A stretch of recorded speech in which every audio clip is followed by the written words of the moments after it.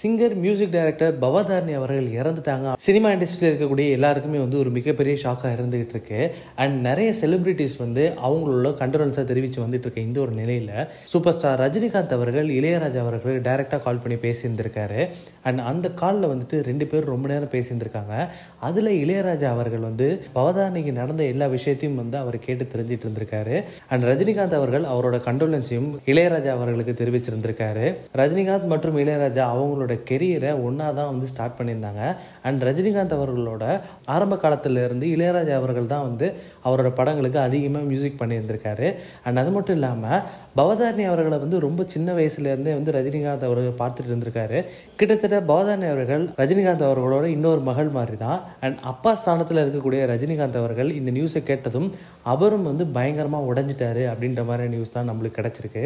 So Bhavadharani அவர்கள் 4 நாள் அந்த ஹாஸ்பிட்டல்லே தங்கி இருந்திருக்காங்க. அவங்களுக்கு உடல்நிலை சரியில்லாத காரணத்தினால அவங்க ட்ரீட்மெண்ட் ஸ்டார்ட் பண்ணாமலே வச்சிருந்திருக்காங்க.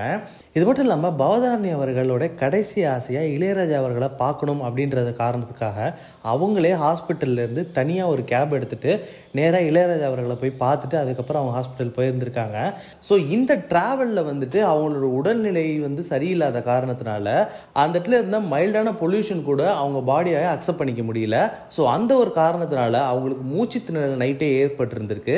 ஸோ ஆல்ரெடி அவங்களுக்கு கேன்சர் 4th ஸ்டேஜில் இருந்து அவங்களோட உடல் சரியான நிலையில் இல்லை. அண்ட் அது மட்டும் இல்லாமல் அவங்களுக்கு என்ன ட்ரீட்மெண்ட் கொடுத்தாலும் அக்செப்ட் பண்ணிக்க முடியாத ஸ்டேஜில் இருக்கும் பொழுது இந்த மாதிரி அவங்க அப்பாவை பார்க்கறதுக்காக திடீர்னு கிளம்பி போயிட்டு வந்த காரணத்தினால மட்டும்தான் அவங்க இப்போ இறந்துட்டாங்க. இந்த விஷயம் இப்போ சோஷியல் மீடியாவில் தெரிஞ்சதுக்கு அப்புறமா எல்லாருமே என்ன சொல்லிட்டு இருக்காங்க அப்படின்னா, பவதாரணி அவர்களுக்கு கண்டிப்பாக தெரிஞ்சிருக்கணும் அவங்களோட கடைசி நிமிஷம் இதுதான் அப்படின்ட்டு.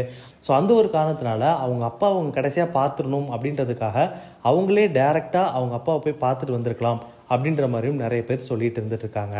பவதாரணியோட இழப்பு இளையராஜா மட்டும் இல்லாமல் அவங்க ஃபேமிலி மெம்பர்ஸ்க்கு மிகப்பெரிய ஒரு இழப்பாக இருந்துகிட்டு இருக்கு. அவங்களோட இழப்புல இருந்து சீக்கிரம் மீண்டு வருவாங்க அப்படின்னு சொல்லி நம்ம எல்லாம் எதிர்பார்க்கலாம்.